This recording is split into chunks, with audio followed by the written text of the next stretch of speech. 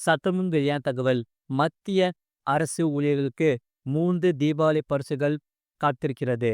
அதாவது மத்திய அரசு ஊழியர்களுக்கு வரவிருக்கும் வாரங்களில் மகிழ்ச்சியான வாரங்களாக அமைகிறது.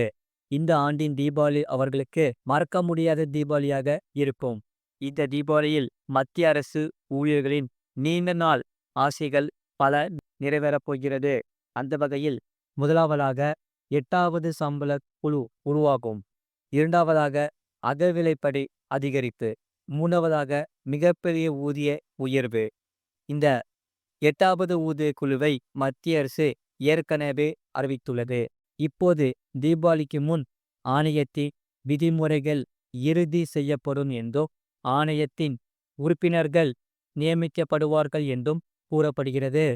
இந்த 8வது ஊதிய குழுவில் மிகப்பெரிய விவாதம் பிக்மெட் பாக்டர் பற்றியதாக இருக்கும். பழைய அடிப்படை சம்பளத்துடன் பிக்மெட் பாக்டர் பொறுக்கப்பட்டு புதிய அடிப்படை ஊதியம் உருவாக்கப்படுகிறது. முழு வீடியோ லிங்க் கீழே இருக்கு. அதை கிளிக் பண்ணி பாருங்க. மறக்காம லைக் பண்ணிக்கோங்க.